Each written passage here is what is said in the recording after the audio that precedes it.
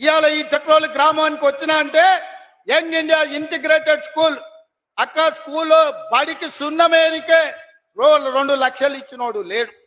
కానీ ఈ కొల్లాపురి అడవి ప్రాంతంలో ఉన్న మా సోదరులు చదువుకోవాలి, ఈ దేశానికే తలమానికంగా మారాలని 200 కోట్ల రూపాయలతోని 25 ఎకరాలలో ఇవాళ యంగ్ ఇండియా ఇంటిగ్రేటెడ్ స్కూల్ ఈడ ప్రారంభించుకున్నాం.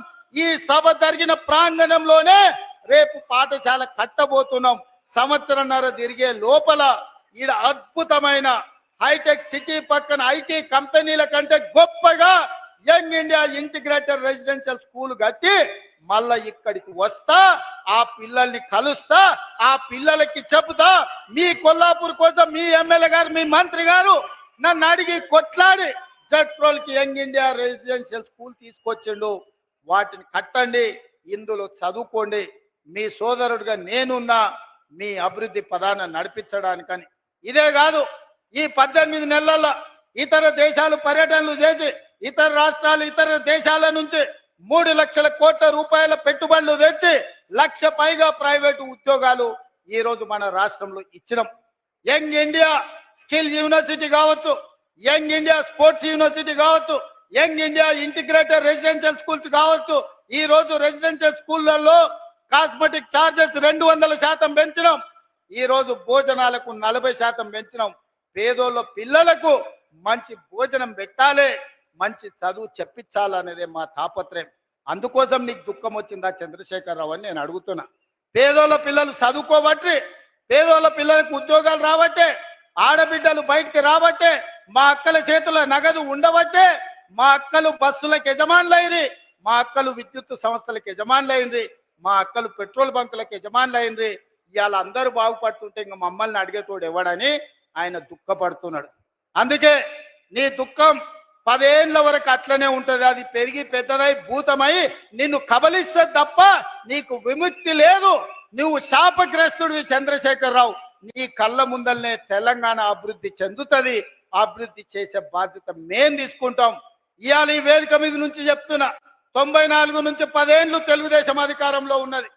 2004 నుంచి 2014 వరకు 10 ఏళ్ళు కాంగ్రెస్ అధికారంలో ఉన్నది రాజశేఖర రెడ్డి నాయకత్వంలో. 2014 నుంచి 2024 వరకు చంద్రశేఖరరావు ఈ తెలంగాణ రాష్ట్రానికి బీఆర్ఎస్ అధికారంలో ఉన్నది. 2024 నుంచి 2034 వరకు రాసుకో చంద్రశేఖరరావు. నీ డైరీలో కాదు, నీ గుండెల్లో రాసుకో. నీ కొడుకు గుండె మీద రాయి. 2034 వరకు ఈ సోదరుడు పాలమూరు బిడ్డ తెలంగాణకు ముఖ్యమంత్రిగా ఉంటాడు. పాలమూరు నుంచే ప్రజా ప్రభుత్వాన్ని నడుపుతాం. ఇది నా మాట. నువ్వు నీ గుండెల్లో రాసుకో చంద్రశేఖరరావు. పాలమూరు నుంచే శాసనం చేస్తాం. పాలమూరు నుంచే శాసనసభను నడిపించే బాధ్యత నేను తీసుకుంటా. నువ్వు దుఃఖం వస్తుందో, బాయిలో దుంకుతావో, పెట్రోల్ పోసుకొని తగిలబెట్టుకుంటావో అది నీ ఇష్టం. కాకపోతే నా కోరిక ఒక్కటే, నువ్వు అసెంబ్లీకి రావాలి, అపోజిషన్లో కూర్చోవాలి. మేము చేసే మంచి పనులు చెప్తుంటే నువ్వు కుమిలి కుమిలి ఏడవాలి. అందుకే నేను అసెంబ్లీకి పిలుస్తున్నా.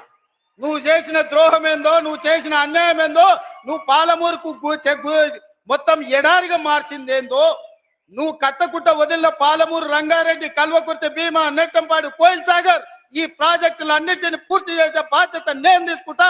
తుమ్మిడి ఎత్తి దగ్గర నుంచి నీళ్లు తీసుకొస్తా. రంగారెడ్డి జిల్లా వికారాబాద్, చేవెళ్ళ, తాండూరు, పరిగికి నీళ్ళు ఇచ్చే బాధ్యత నేను తీసుకుంటా. ఆంధ్రప్రదేశ్ ముఖ్యమంత్రి గారు కూడా విజ్ఞప్తి చేస్తున్నా.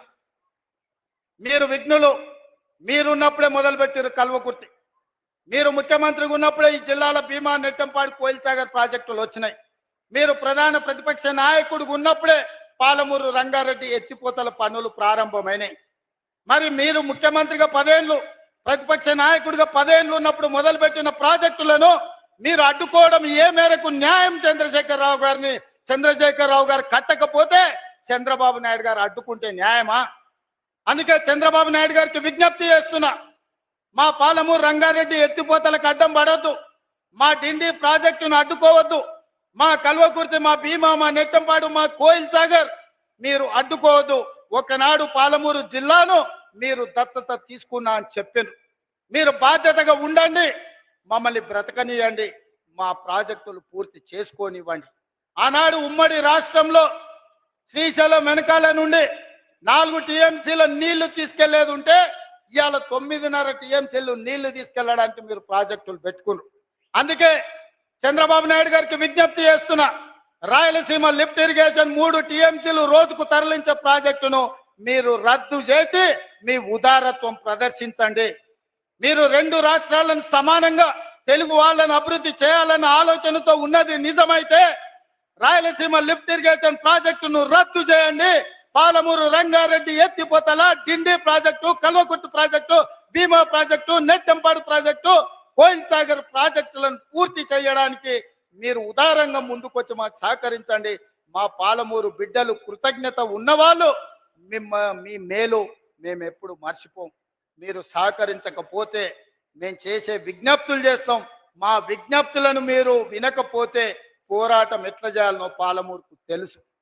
పాలమూరుకి పౌరుషం ఉంది, పోరాటం చేసి సాధించుకునే శక్తి ఉంది. దానికి నాయకత్వం వహించే బాధ్యత నేను తీసుకుంటా సోదరులారా. ఏది ఏమైనా అక్కడి సూర్యుడు ఇక్కడ మొలిసిన, చంద్రశేఖరరావు గారు ఏడ్చినా దుఃఖపడ్డా, ఒకవేళ ఆయన పిల్లలు పెట్రోల్ పోసుకొని ఆత్మహత్య చేసుకున్న పాలమూరుని అభివృద్ధి చేసే బాధ్యత నాది, ప్రాజెక్టులు పూర్తి చేసే బాధ్యత నాది. ఈ దేశానికి పాలమూరు వలసల జిల్లా కాదు, పాలమూరు జిల్లా అంటే పరిపాలన అందిస్తుంది, దేశానికి ఆదర్శంగా